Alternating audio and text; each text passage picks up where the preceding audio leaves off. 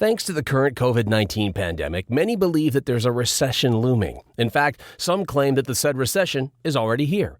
Quite a number of people are also afraid that the poor economic status, combined with the hit on the markets due to the pandemic, may possibly lead to a depression. Like the Washington Post reported, the pace at which all of this is happening is unprecedented. In 2008, it took 274 days for the stock market to enter the dreaded bear market territory. It took 24 days to enter a bear market now. That said, there's always a silver lining in every gloomy cloud. This silver lining, however, is for with the silver spoon and golden statuses, not the masses. If you're wealthy enough, even a recession can't hold you back. In fact, if anything, you'll make more during the recession. In today's video, the different ways the rich get richer even when the economy of a country is in shambles. Government bailout. Companies that have a huge employee list have one thing going for them: the government.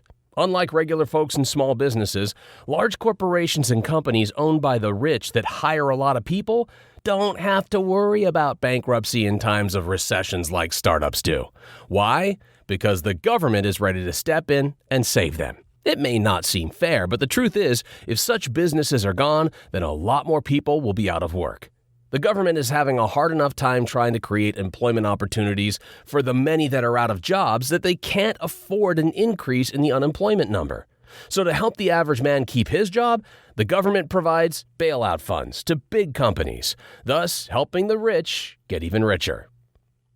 Low interest rates. The economic stand still affects everyone, even banks. Because they're also losing money, the banks reduce their interest rates in order to pick up new business. Those with a great track record are able to borrow money for little to nothing on the interest rates. This is especially helpful to those who have proven their worth, so to speak, to these banks and have a good credit score because it will come into play here. The banks provide money for the rich to take advantage of the economic stand, still to their advantage. Dumping stocks before it hits. The rich are always at the top of their game, watching the stock market like a hawk. They are constantly on the watch for changes in any sphere that might affect the stocks. When the pandemic hit, many took notice and dumped stocks that were likely to be affected directly. They also shortened the market. Short sellers during this pandemic have made over $50 billion during the coronavirus sell-off. Watching the market for changes and reacting accordingly is one of the ways the rich get richer during the recession. One of such people who made it big on the stock market is billionaire Bill Ackman. The CEO of Pershing Square Capital Management, a hedge fund management company, bet that the stock markets will crash due to the coronavirus pandemic. Those who called him a prophet of doom and paid his words no mind sure would be regretting it now, as he has successfully turned $27 million into $2.6 billion. Buying stocks at the bottom. During a recession, everything is topsy-turvy, and many people panic buy. While many are running for the toilet paper and fighting over canned goods, the rich are buying stocks to some of the largest companies in the world at a steal. These are companies that they believe will turn out a high interest when the dust settles. Renegotiate everything. We all love getting a better deal, and the rich are not exempted. One of the ways they not only remain rich, but also get richer during hard times is by renegotiating everything possible to get the best out of it all. And the truth is, they can do that. They have all the power right now. This is because during recessive periods, businesses are so desperate to keep their important clients, they would agree to just about anything to get them to stay, even terms they would never have agreed to, all things being equal. Buying bankrupt companies. During recessive periods, several corporations and big companies lie in wait for their competitors or tangent companies to go bankrupt, so it can be purchased for less than half its value. And with that purchase, they gain so much in terms of infrastructure, fully trained employees, intellectual properties, and so on. A classic example is the airline companies and cruise ships industries during this pandemic period. As airplanes in several countries are grounded, the airline companies are losing money by the buckets. For those who are able to hold on till the end of this pandemic, whenever that is, they'll be forced to sell out to any of the several vultures flying around waiting to make a profit off their misfortune. Raw materials, stock up. As many of you know, oil prices have dropped drastically. In times like this, when the economy is at a standstill, many people and businesses stop buying raw materials. After all, they have no use for them. The prices of such materials then drop in proportion to demand. In such cases, the rich then swoop in and purchase a great deal of these raw materials with the mindset that just because these raw materials are not purchased now doesn't mean they've lost their value. When the recession is over and the demand and price for such raw materials returns to normal, the rich then put these raw materials back in the market. Buying real estate really cheap. It's a common truth that real estate is the best asset anyone can own.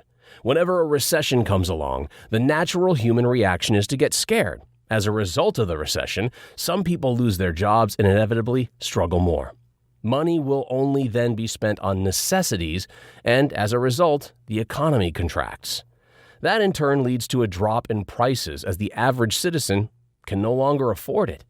This is where the rich come in and purchase a lot for a little.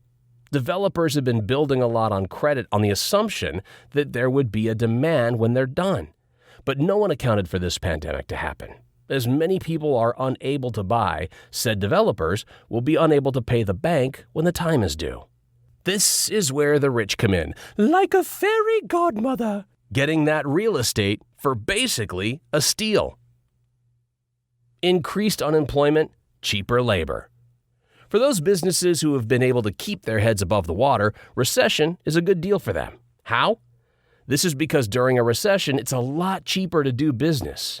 Businesses go lean, trimming the fat and letting go on excess weight on the boat. A lot of people are unfortunately laid off. Those who are able to keep their jobs are super grateful and would work harder to prove their worth and keep their jobs. The cost of doing business then reduces greatly, creating an imbalance in the labor market. As more and more people are looking for work, the rich pay their employees cheaper and cheaper because there is always somebody out there who will take your place. Government bonds. Government bonds is pretty much the government borrowing from individuals in order to avoid printing up more money. The government issues bonds so as to raise money needed to finance projects or run their day-to-day operations. In the U.S., their Treasury departments sell the issued bonds during auctions throughout the year. Sometimes the Treasury bonds find their way into the secondary market. Financial institutions or brokers then deal in these government bonds, either buying or selling them on behalf of their clients, their individual investors in the marketplace. In cases of recession, the rich buy government bonds as a way to invest in the government. It's one of the safest ways of investing because unless the government collapses, they'll be getting their money plus interest in return. Storing value by moving money to tax havens. One of the biggest fears of the rich is inflation. When new money is printed and it floods the economy, inflation occurs and it devalues their hard-earned money. The rich have a right to be skeptical, as this is one of the oldest tricks in the government's handbook in order to stabilize the economy. In the U.S. alone, the federal government is contemplating printing $2.3 trillion into the economy to join the $1.75 trillion already in circulation, so as to avoid a financial collapse. The introduction of those trillions can lead to overinflation and devaluation of the dollar. To avoid losing the value of their money, the rich who have their ears to the ground are taking their money offshore by buying gold and cryptocurrency.